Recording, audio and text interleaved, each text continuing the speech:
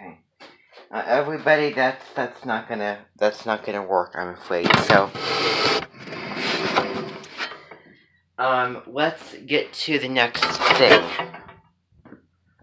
Somehow, instinctively, intuitively, I kind of had doubts whether or not that would work, and that didn't work out in my favor, so I'm not going to try doing it. It would be great if I had a projector, but I just don't have a projector. That might be the next big thing. But, I don't know.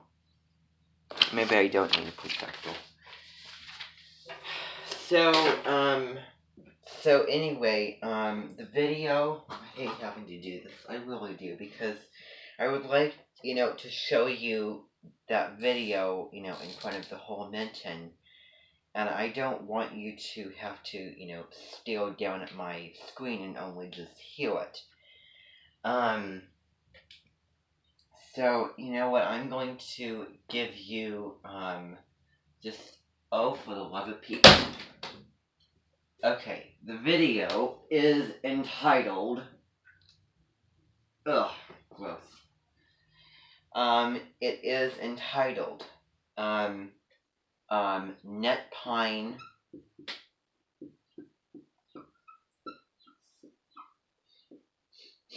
what's that smell?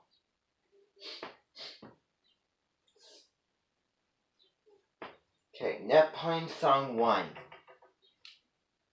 Okay? I just want you to hear that. And another video is Main Mine Minton. So, look up those two. Okay, what does that smell? I'm smelling something kind of... I don't even know what I'm smelling. Ugh, smells like walnuts that have been sitting on the ground in here. I don't know, but it'll pass. So anyway, everybody, we have to get started with this. We absolutely have to. So I am going to put this in so that we can get rolling with this. Probably just wasted some of my thing, but anyway, life goes on. So, let's see. What is it? What are we looking for?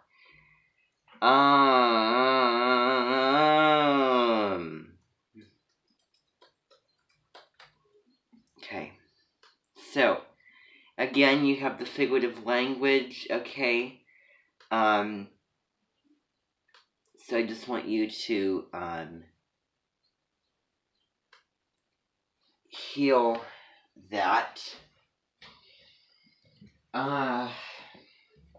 So, as you know, this is by Edgar Allan Poe. It has some very deep Scorpio ideas in it. This is very related to Scorpio, talking about the dark side and everything, okay? So,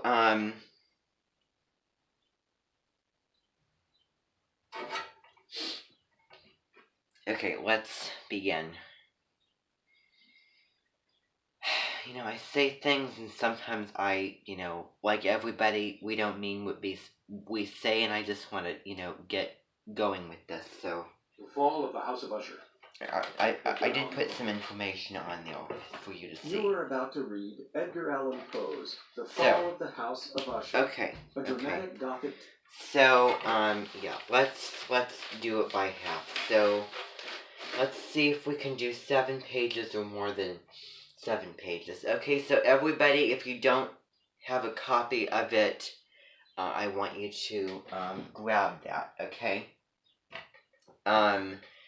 Please and thank you. Okay, I think, yeah. I think I might start doing these virtually again.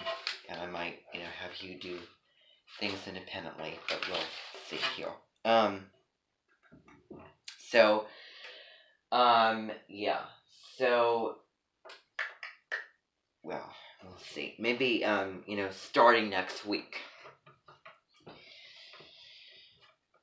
they will be virtual meetings that I will be playing, and then I will be doing other things, okay?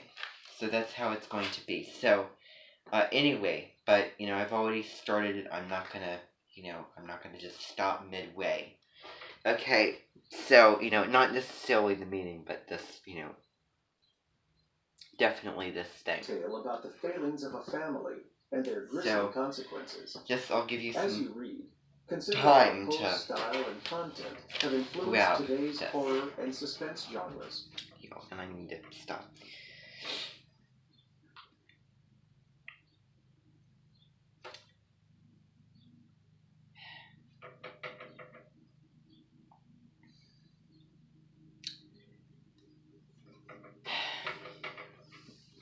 I apologize for that. So, didn't want the marker sitting there. So,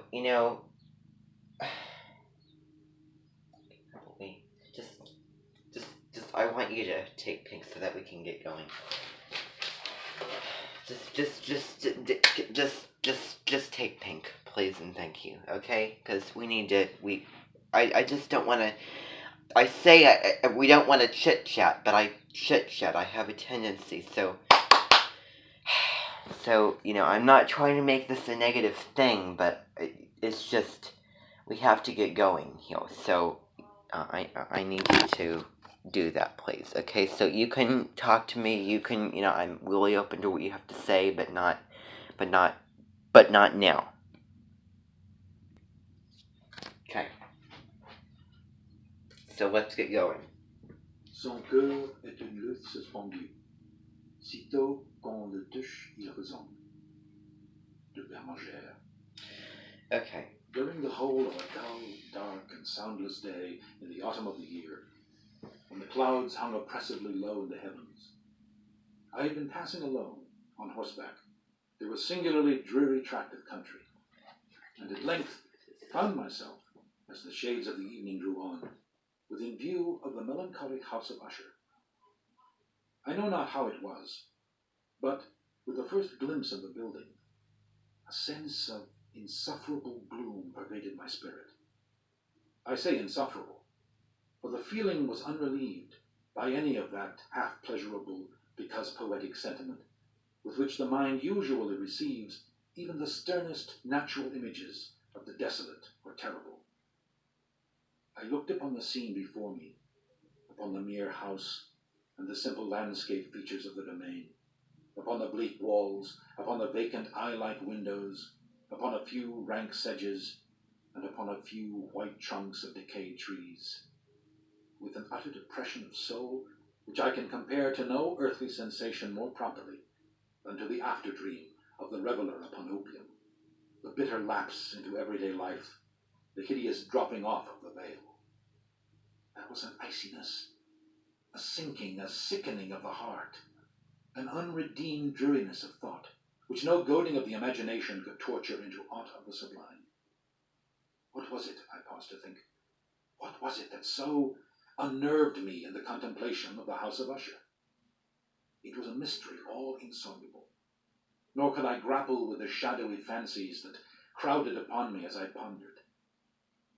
I was forced to fall back upon the unsatisfactory conclusion that while, beyond doubt, there are combinations of very simple natural objects which have the power of thus affecting us, still the analysis of this power lies among considerations beyond our depth. It was possible, I reflected, that a mere different arrangement of the particulars of the scene, of the details of the picture, would be sufficient to modify or perhaps to annihilate its capacity for sorrowful impression. And, acting upon this idea, I reined my horse to the precipitous brink of a black and lurid tarn that lay in unruffled bluster by the dwelling, and gazed down, but with a shudder even more thrilling than before, upon the remodeled and inverted images of the grey sedge, and the ghastly tree stems, and the vacant and eye-like windows. Nevertheless, in this mansion of gloom, I now propose to myself a sojourn of some weeks. Its proprietor, Roderick Usher, had been one of my boon companions in boyhood, but many years had elapsed since our last meeting. A letter, however, had lately reached me in a distant part of the country, a letter from him, which, in its wildly importunate nature, had admitted of no other than a personal reply. The manuscript gave evidence of nervous agitation. The writer spoke of acute bodily illness, of a mental disorder which oppressed him, and of an earnest desire to see me as his best and indeed his only personal friend, with a view of attempting, by the cheerfulness of my society, some alleviation of his malady. It was the manner in which all this, and much more, was said. It was the apparent heart that went with his request, which allowed me no room for hesitation, and I accordingly obeyed forthwith what I still considered a very singular summons. Although, as boys, we had been even intimate associates, yet I really knew little of my friend. His reserve had been always excessive and habitual. I was aware, however, that his very ancient family had been noted, time out of mind, for a peculiar sensibility of temperament, displaying itself through long ages in many works of exalted art, and manifested of late in repeated deeds of magnificent yet unobtrusive charity, as well as in a passionate devotion to the intricacies, perhaps even more than to the orthodox and easily recognizable beauties of musical science. I had learned, too, the very remarkable fact that the stem of the Usher race, all time honored as it was, had put forth at no period any enduring branch. In other words, that the entire family lay in the direct line of descent, and had always, with very trifling and very temporary variation, so lain. It was this deficiency I considered, while running over in thought the perfect keeping of the character of the premises with the accredited character of the people, and while speculating upon the possible influence which the one, in the long lapse of centuries, might have exercised upon the other. It was this deficiency, perhaps, of collateral issue, and the consequent undeviating transmission from sire to son of the patrimony with the name, which had, at length, so identified the two as to merge the original title of the estate in the quaint and equivocal appellation of the House of Usher, an appellation which seemed to include, in the minds of the peasantry who used it, both the family and the family mansion. I have said that the sole effect of my somewhat childish experiment, that of looking down within the tarn, had been to deepen the first singular impression. There can be no doubt that the consciousness of the rapid increase of my superstition, for why should I not so term it, served mainly to accelerate the increase itself. Such, I have long known, is the paradoxical law of all sentiments having terror as a basis. And it might have been for this reason only that, when I again uplifted my eyes to the house itself, from its image in the pool, there grew in my mind a strange fancy, a fancy so ridiculous indeed that I but mention it to show the vivid force of the sensations which oppressed me. I had so worked upon my imagination as really to believe that about the whole mansion and domain there hung an atmosphere peculiar to themselves and their immediate vicinity, an atmosphere which had no affinity with the air of heaven, but which had reeked up from the decayed trees and the grey wall and the silent tarn, a pestilent and mystic vapor, dull, sluggish, faintly discernible, and leaden-hued. Shaking off from my spirit what must have been a dream, I scanned more narrowly the real aspect of the building. Its principal feature seemed to be that of an excessive antiquity. The discoloration of ages had been great. Minute fungi overspread the whole exterior, hanging in a fine, tangled webwork from the eaves. Yet all this was apart from any extraordinary dilapidation. No portion of the masonry had fallen, and there appeared to be a wild inconsistency between its still perfect adaptation of parts and the crumbling condition of the individual stones. In this there was much that reminded me of the specious totality of old woodwork, which has rotted for long years in some neglected vault, with no disturbance from the breath of the external air. Beyond this indication of extensive decay, however, the fabric gave little token of instability. Perhaps the eye of a scrutinizing observer might have discovered a barely perceptible fissure, which, extending from the roof of the building in front, made its way down the wall in a zigzag direction until it became lost in the sullen waters of the tarn. It's not, Noticing that you're these thinking things, about. I rode over a short causeway to the house. A servant in waiting took my horse. and I entered the Gothic archway of the hall. A valet of stealthy step thence conducted me in silence through many dark and intricate passages in my progress to the studio of his master. Much that I encountered on the way contributed, I know not how, to heighten the vague sentiments of which I have already spoken. While the objects around me, while the carvings of the ceilings, the somber tapestries of the walls, the ebon blackness of the floors, and the phantasmagoric armorial trophies which rattled as I strode, were but matters to which, or to such as which, I had been accustomed from my infancy. While I hesitated not to acknowledge how familiar was all this, I still wondered to find how unfamiliar were the fancies which ordinary images were stirring up. On one of the staircases, I met the physician of the family. His countenance, I thought, wore a mingled expression of low cunning and perplexity. He accosted me with trepidation and passed on. The valet now threw open a door and ushered me into the presence of his master. The room in which I found myself was very large and lofty. The windows were long, narrow, and pointed, and at so vast a distance from the black oaken floor as to be altogether inaccessible from within. Feeble gleams of encrimsoned light made their way through the trellised panes, and served to render sufficiently distinct the more prominent objects around. The eye, however, struggled in vain to reach the remoter angles of the chamber, or the recesses of the vaulted and fretted ceiling. Dark draperies hung upon the walls. The general furniture was profuse, comfortless, antique, and tattered. Many books and musical instruments lay scattered about, but failed to give any vitality to the scene. I felt that I breathed an atmosphere of sorrow. An air of stern, deep, and irredeemable gloom hung over and pervaded all. Upon my entrance, Usher arose from the sofa on which he had been lying at full length, and greeted me with a vivacious warmth which had much in it, I at first thought, of an overdone cordiality, of the constrained effort of the ennuyé man of the world. A glance, however, at his countenance convinced me of his perfect sincerity. He sat down, and for some moments, while he spoke not, I gazed upon him with a feeling half of pity, half of awe. Surely, man had never before so terribly altered in so brief a period. This is the psychological bit.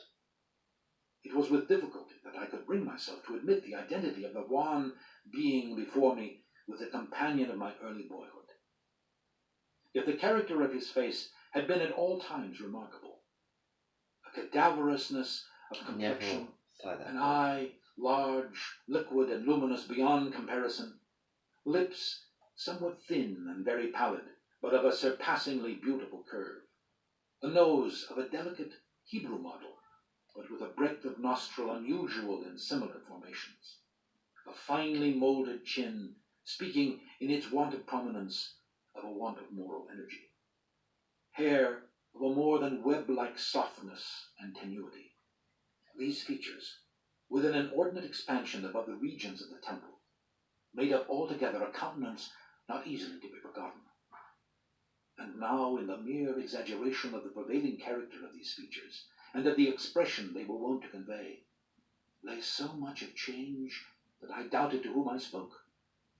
The now ghastly pallor of the skin, and the now miraculous luster of the eye, above all things startled and even awed me.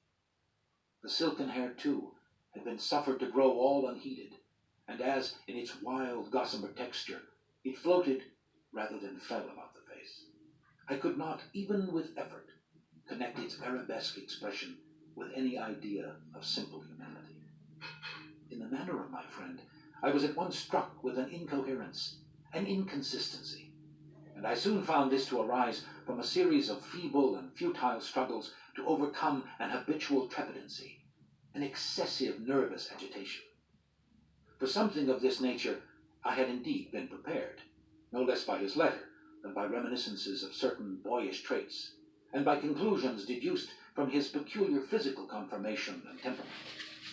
His action was alternately vivacious and solemn. His voice varied rapidly from a tremulous indecision, when the animal spirit seemed utterly in abeyance, to that species of energetic concision, that abrupt, weighty, unhurried, and hollow-sounding enunciation, that leaden, self-balanced and perfectly modulated guttural utterance, which may be observed in the lost drunkard, or the irreclaimable eater of opium during the periods of his most intense excitement. Okay, I'm gonna stop there. I'm just gonna have to go and see. Oh, am I bleeding? Okay.